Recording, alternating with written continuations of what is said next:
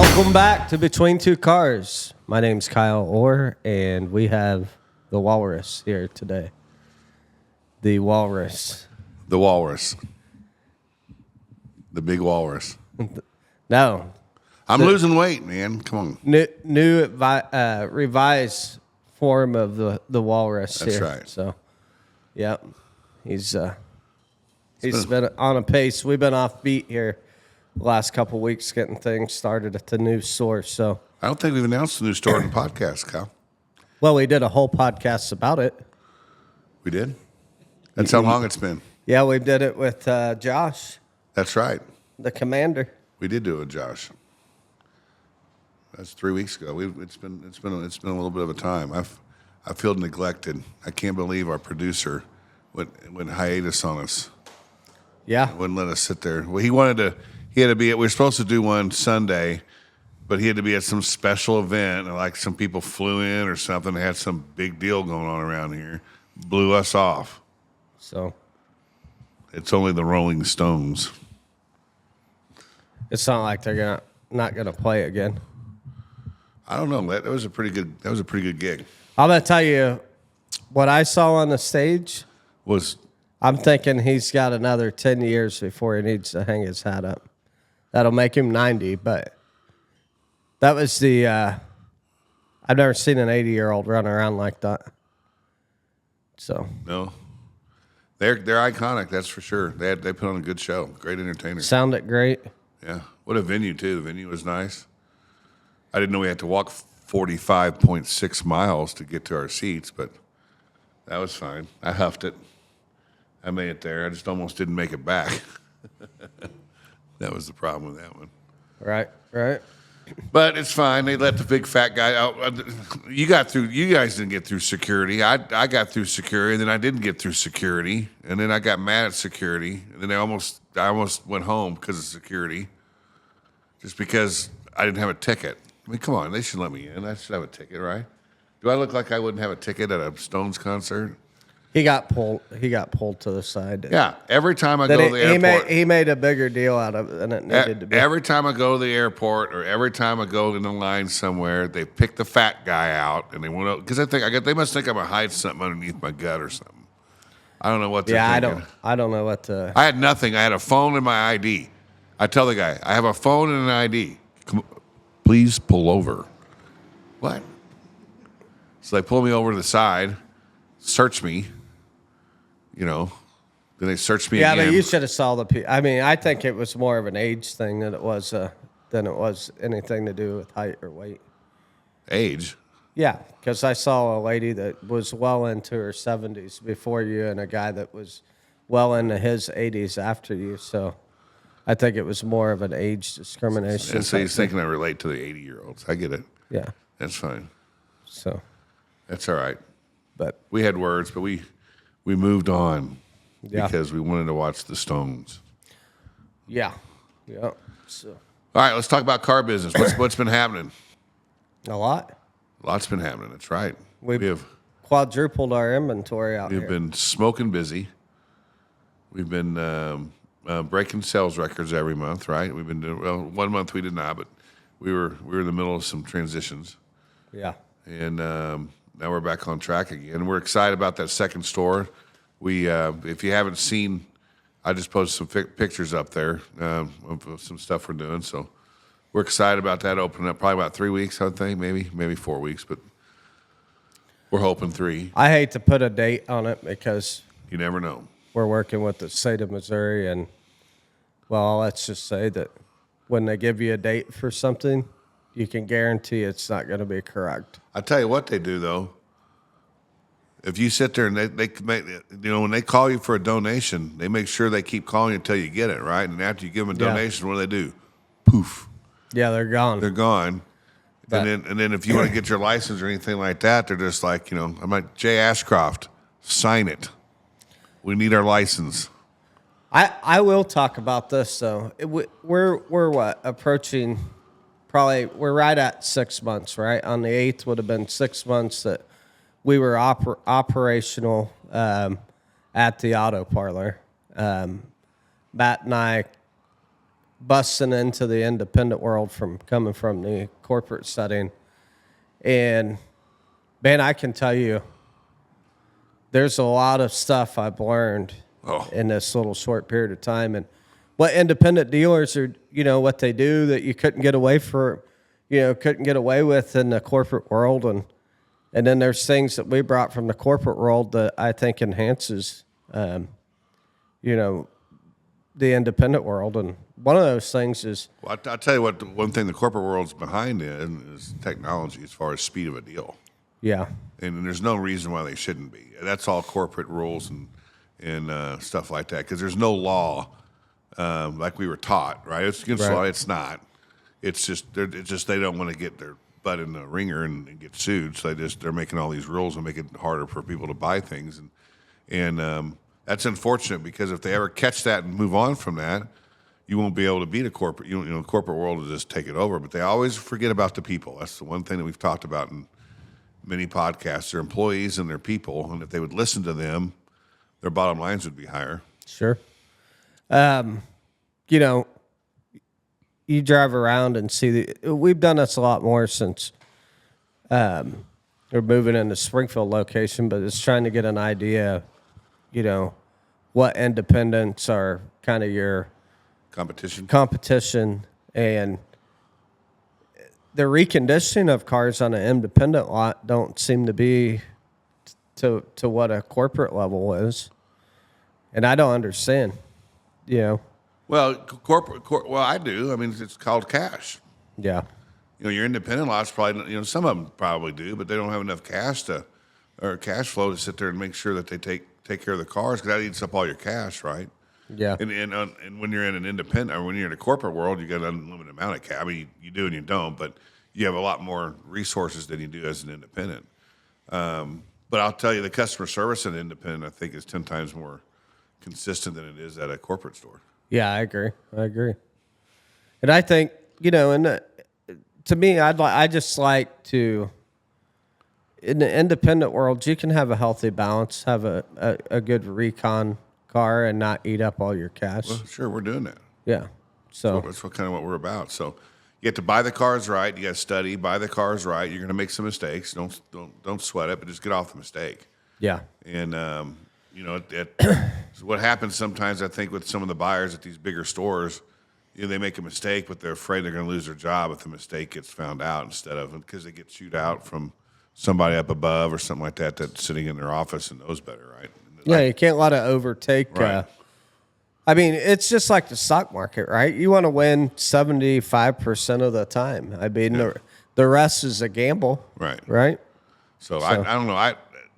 Knowing what we know now, you'll be able to tell walking into an independent store if they know what they're doing or not, if you're a consumer versus somebody that doesn't. And I think that's kind of helped us being at the other level at the corporate world, because we're a little bit, we've got some experience behind us that some of the independents don't have. Yeah.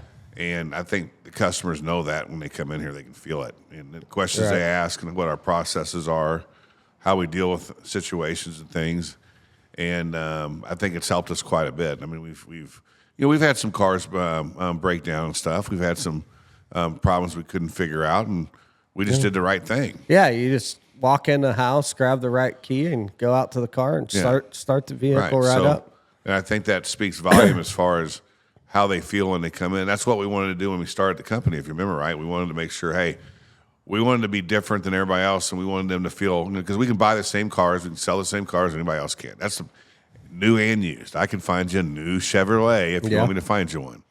Yeah. So or Toyota or whatever. I got a new Lexus on order for somebody. So, but people don't understand that, right? And I think that once COVID really got kind of, it did some good and some bad, right? The bad is it kind of shows you the dealers that sat there and took advantage of the situation by having the customers pay $20,000-$30,000 over a sticker, for all these cars because of demand. Okay, we didn't do that, but I think that's going to come back and haunt those people in the long run. They might not right away, but it is, and I think the people that were humble enough and stood back and just kind of watched what happened with COVID, I think it changed the consumer's mindset a little bit. They had to buy cars right? They just got first come, first serve, so for 4 years, right? And that kind of changes how the supply wasn't there. Now what's happening is that your new car supply is coming back, but your used car supply is starting to drop a little bit. And so it's because you just don't have as many used cars out there. People are keeping them a little bit longer because of that. So but they want to make sure they're getting taken care of more now. They're kind of being a little bit more okay. Hey, show when we're real transparent on how we do business, and I think that's why it's helped us out so much. Sure. We can show you. Hey, you know what? We spent $3,000 in reconditioning on this car. Why? Because it needed fixed. And we'll show you that. Because somebody else didn't. Right. And we still sell them. And yes, our profit margin might not be as high as somebody else on that car, but we know that the car's been taken care of now, and it's going to last. So it's helped us out. Here, in my mind, and I get that, right? There's corners to be cut on a lot of stuff. But in my mind, if you're truly taking care of a customer and it's something that's going to be problematic and you don't fix it, and then the customer buys the car, drives off in the car, and that problem comes back, it costs you the same amount of money. But if they fix it. Yeah. But here's the problem. The law states in the state of Missouri, right? If you buy a car as is, it's as is. It doesn't mean it means you drive off the lot and it breaks in two pieces. You own both halves. People don't understand that. That's the law. Yeah. Okay. If you come back to that dealer, they do not have to do by law. If you signed an as is statement, which every dealer has you do, if they don't, they need to. If you sign that, you're done. Okay. Right. So now, if you come back and you fix it, the dealer's doing that out of goodwill. I mean, they're doing it out of good faith, right? And there's a lot of dealers that don't do that. They know there's a problem, so they sell the car as is. And when it's as is and it breaks down, they just tell the customer, "Hey, pound sand." And a lot of big dealers do that. And I've heard. I'm on these different forums and apps and stuff, and then just talking to other guys. Brandon, one of our new guys. So I'm talking to him, and there are dealers out there that will buy a warranty, not tell the customer they bought a warranty, and then claim it on the warranty once the problem occurs. That's fraud too. Which is what I'm like. Well, that's fraud, and I mean that doesn't. To me, it doesn't make sense. You're still paying out money, so why not just fix the car? Yeah. Well, it's because of greed. The same thing as everything else. Greed, right? I got to make as much money as I can. $20,000 over sticker on a Tahoe because they're not making as much is greed in my mind. And you got an MSRP from the manufacturer for a reason. I understand they're not building that many. Okay. Why do you have to? I mean, isn't profit? I mean, that's what I don't understand. When's it become too much profit? Yeah. I mean, you know what I'm saying? When is it when you're gouging people because you can? Is when it's too much profit in my mind. Okay, when you're, they don't let you come in here. How would you like it if your mom and dad or some grandma and grandma came in here or to a car lot and they're 80 years old and they buy a car and you find out that the dealer made $40,000 on them? Right. You'd be upset. You'd walk in there and say, "Hey." Well, and it sets up the future wrong too, right? Right. So I mean, there's people right now just buried in some cars. There's no way out. A car's. I keep saying this. I learned this. A car is worth what we're willing to sell it for, and what that person's what to buy it for. Throw all the books away. Yeah, it's what we're willing to sell it for, and what they're willing to buy it for. Whatever that number is what that car is worth to that person, and right then and there. That's what the car is worth. Now you have market analysis and stuff to give us an idea and the consumer an idea what the car is worth, and we price within those parameters unless it's a rare car that has different equipment that you can't really book out, such as we spent $5,000 worth of equipment added to these Rovers for outdoors and things like that. Well, but we disclose that, right? That's an enhancement, right? We disclose that. So It's. I mean, it's kind of amazing. It's just like food, right? You know, you walk over here to McDonald's and you're paying $16 now for a Happy Meal or whatever it costs. I know that because I've had a few. $16 for a Happy Meal, and then you walk over here to Brahms and they're selling 6 hamburgers for $7. Right. Right. I mean, and the Brahms burger's better. Right. So I mean, it's just. I mean, I don't know. How do you think they do that? Huh? How do you think they do that? Where's the beef? So, What's that? It's a price leader yeah. to get you in the door. 7 cheeseburgers for $7.99, or a Happy Meal for $72. Well, I can tell you this. There's been some days in the last 6 months where the auto parlor crew, 5, 6 of us, have taken full advantage of the $7 cheeseburger bag. Best cheeseburger for $7 you can get. All 7 of them. Yeah. That's right. I didn't eat all 7. I got to 3 and I had to stop. His all tasted like mayonnaise. No, we're not going to the mayonnaise deal again. But anyway, no, what I'm saying is, I don't want to think everything that profit's bad. Profit's good. That's how you generate business and you keep businesses going. It's the people that sit there and that take advantage of the situation and they're too greedy, and then they just want to just make it all about themselves instead of taking care of people. It comes back though tenfold, Yeah. right? Everything you do comes back full circle. I mean, we've been lucky. We've started off in January 6th, wasn't it? If I remember the date right, 8th, January 6th or 8th, Yeah. right around there. And we didn't know. We opened the doors, and we're like, okay, let's go buy some cars. We had a limited supply of money. Yeah. We started off with about 6 cars, and in one really bad one. the first car we bought was the worst one we bought all year. Yes. So it's been kind of crazy. One, and we have not bought one even Since. identical or like. That was a midnight cocktail car. I was having a cocktail and I bought that car. But anyway, it's $5,000. I didn't think you'd I lose actually didn't even know that You bought it? No. I put well, no, that's true because I put a ridiculous offer on it, and all of a sudden, the next day, the guy takes it, drops $2,000, and I was like, oh no, Yeah. what happened? And here's what happens. Hey, here's you know what what? happens. We actually did break out. Well, here's what happens though. At that past inspection, he knew something was wrong with it, so he runs that green light, passes inspection, gets down here, and it's fine, right? We've then all of a sudden it doesn't start running stuff that starts breaking down and stuff, and we couldn't figure out what was wrong. Nobody could figure out what's wrong. Then we changed a couple of things, and then we had it wholesale, and it passed inspection again. Yeah.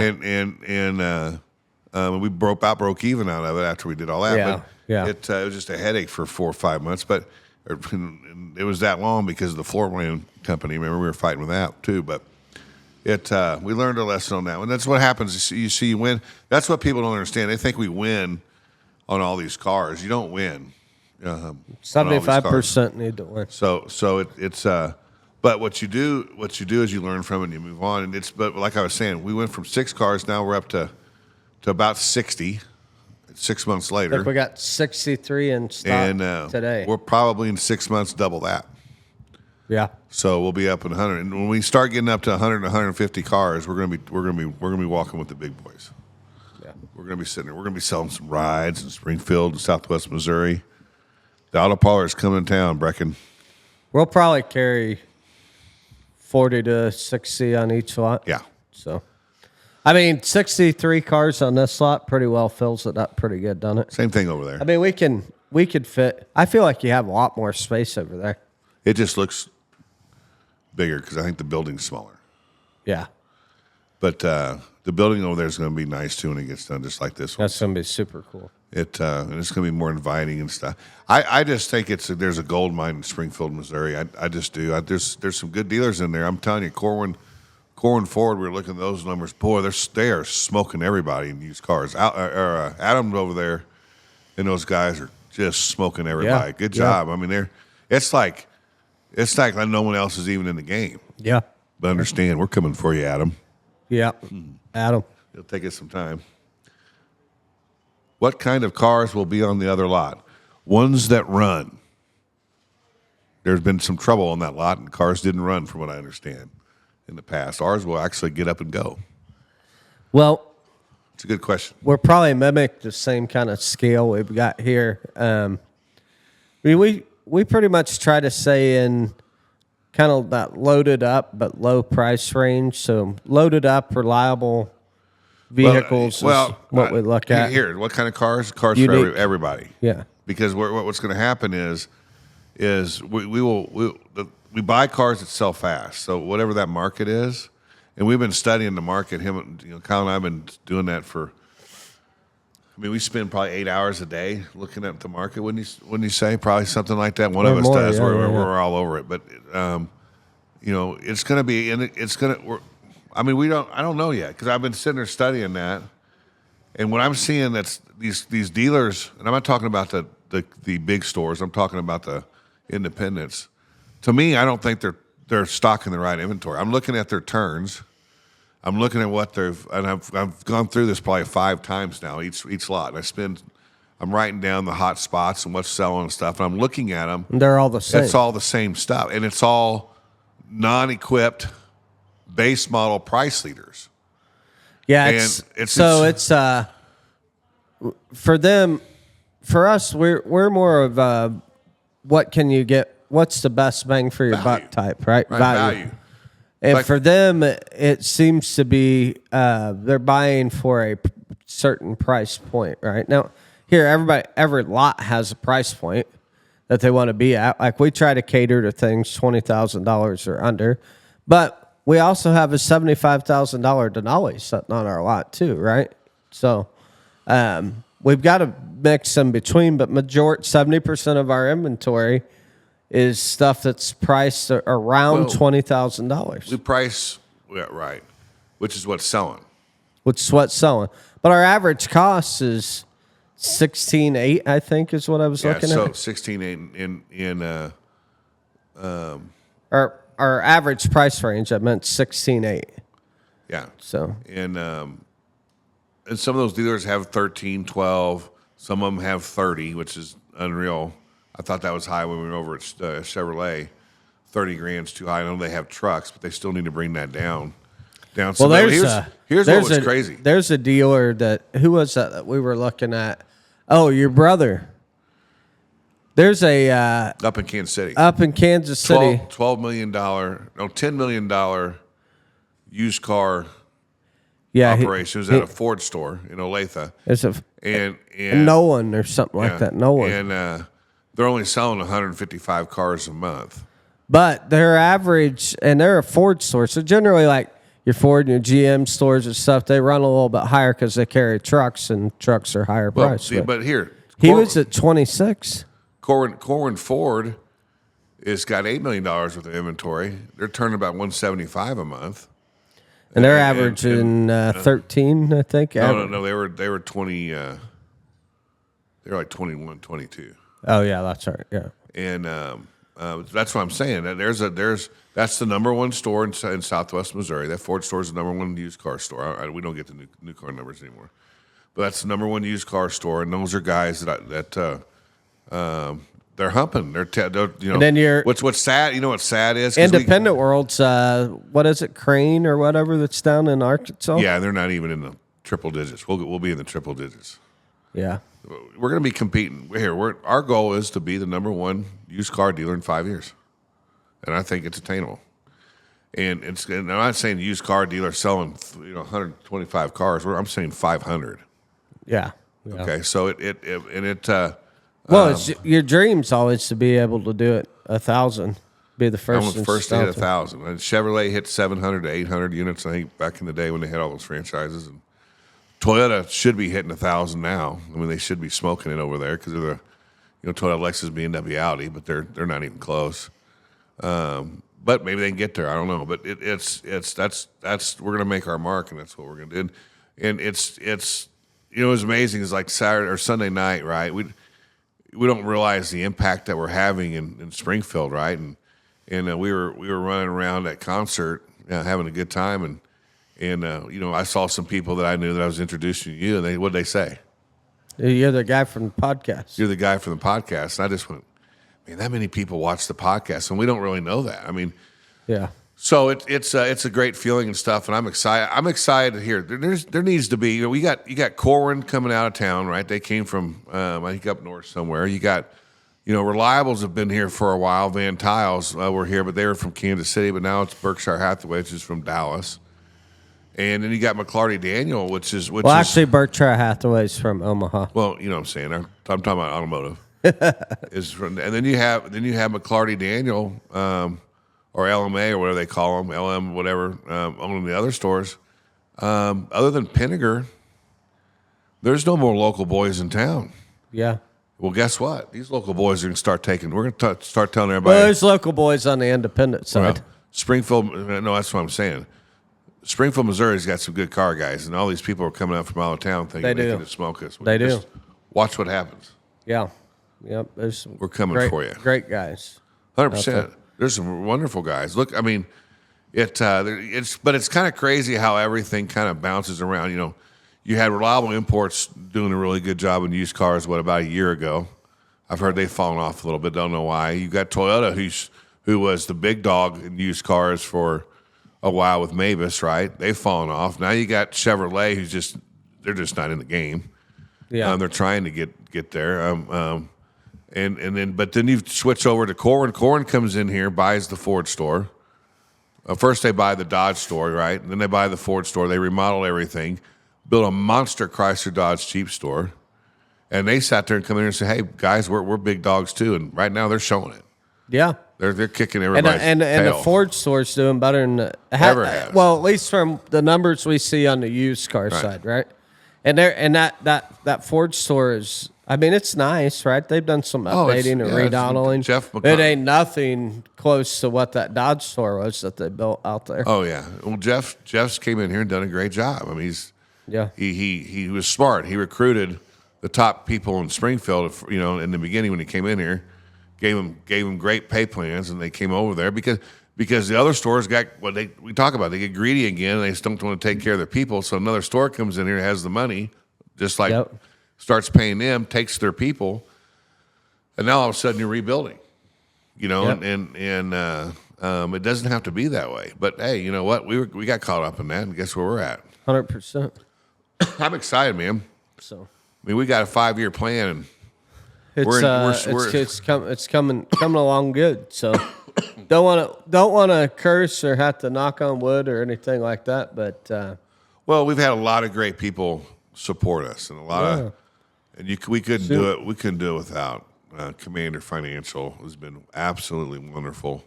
Yep. Now we've got some banks that are jumping on board. Central Bank has been wonderful. Now you got some other banks that have come in and wanting to partner up with us, and we're like, hey, you didn't want us 6 months ago. What's changed? Well, now they see the numbers. Yep. Excuse me. I just want to take care of the core. That's right. It's that circle right there. Circle of love. That's right. The circle, the auto parlor circle of love. We actually have kind of a short little episode today just because we wanted to get out in front of some people, and the podcast's been coming up quite a bit in the last 3 weeks when we've been tied up, but we've had a lot of people asking about it, so we wanted to get something out there to talk about, and I say spend a little bit. Yeah, we'll do the next podcast in our new building, maybe. Probably not. We won't be in our new building next week, but we will do the podcast. Podcast can be out there. Maybe not. I'm more optimistic. I want to get over there faster, folks. Yeah. Well, chomping at the bit. I want to take down Springfield, man. Let's go. Well, the last time I checked, Springfield's not going anywhere. No, it's not. It's anchored down. It's the Queen City, right? It will still be there when you come marching in there. I'm not gonna. It won't do the old Antonio Brown. So, just. Hey, how about football? Before we get started here, it's before we get off this thing. I don't think we can have a short conversation about football. Yes, we can. Listen, Cincinnati will take it all. That's what I'm talking about. So Cincinnati's not going Joe in. Burrow and friends will take it. He told me this about the Royals. Look at the Royals. Look at the Cardinals record. The Cardinals are making the playoffs. Oh, I'm sure they'll make the playoffs. They'll get further than the Royals will. You want to back me on that? Did you watch the game last night? Playoffs. Did you? Playoffs. Did you watch Bobby Witt Jr.? Typical Cincinnati fan. Did you watch Bobby Witt Jr.? Typical Cincinnati fan. What happens to the Chiefs when they make the playoffs? Oh, I'm sorry. They win. They fumbled their way into the Super Bowl. They still have one. They fumbled it. And they're going for number 3. 3 in a row. Won't happen. 3 in a row. Cincy. Hey, don't worry. You guys get your first one, and we'll talk about the number 2 after that. But get your first one first. So are we placing bets right now? What happens the first game, Kansas City versus Cincy? It's second game of the year, right? Yeah, Kansas City wins. Okay. I get the spread. So what's the bet? Kansas City wins. Huh? I think if they lose, I get to pick what you have to wear for a day. No, sir. You're going to put me in some time a tutu or something like that. I don't know. Yeah, but it won't be normal clothing. It'll be a diaper. I'll be walking around like baby Huey on the lot. So. Nobody knows. You have to post a picture of baby Huey in the short reel when I say that. I am not baby Huey. I think I think that's. Or they used to call me Grape 8. Find that one too. Grape 8. So that's big. That was a cartoon. You'll see it. That's funny. Good old Steve Morton. If he's watching this, he's laughing right now. So some other guys. Grape 8. But anyways, what he's trying to do is he wants to end the podcast in an argument about the Chiefs and Cincinnati Bengals. And most of you guys know that Cincy's probably a way better team this year than Kansas City. Oh, what's that? What's that Rolling Stones song we heard? Time. They didn't play it. Is on your side. They didn't play it. Yes, it is. They didn't play it at the concert. Time. I don't know what concert I was way down there watching it. He was still up at the hill eating a burger. I wasn't up at the hill eating a burger. I was up on the hill because you guys were running around like teenage girls, and I was like, I got to sit down. You didn't have a seat. I understand. So I've never seen two men run like these two. They took off from me. Of course, I was walking. Yeah, at a very slow pace. At a slow pace. At a very slow pace. I'm like. At one point, Brecken, when you came down and saw us on the hill, I was walking down and they were already down in the spot, and I was looking down at Maxwell. I was like, oh, Lord, help me. How are we going to get him back up this hill after this concert? Who made it to the car first? You did, for sure. Yeah, because I quit drinking. Yeah, I knew I had to drive. I was being responsible. He was the responsible. And then I go. My wife doesn't believe me. I go, no, I quit. I stopped. He did. And then I watched. I'm on the car. national TV or whatever you want to call it, podcast, telling you that he was responsible. And then I go down in the car, and I'm waiting for him. They're like, back it up, get ready, we got to go. I'm like, okay. So I back it up. I'm out here. I've got because there were a whole pile of people. They're all behind him. They're in the head. So he's already in line, and we hop in, and we're out. Gone. We're at campsite. We're at campsite, and then it took us the wrong way. Yeah. Yeah. And then but anyway, we made it and gone, and I didn't even get out of the driver's seat. I went to sleep right there. No, that's not true. You slept in the passenger seat. Well, after you guys told me to shut my car off. Yeah. I was in sleep with it on and had the air conditioning going. I was like, hey, this is fine. And we slept in a new Rover tent. Yeah, I couldn't do that. So it was great, man. Huh? So yeah, I couldn't have done that. Anyways, everybody, you go out there, have a great week. We'll probably do another one of these Friday, I'd say. Yeah, probably catch up on some and maybe have a little special guest that I've been thinking about for a minute or two. It won't be Joe Burrow because his ass will be in a sling. All right, see you later.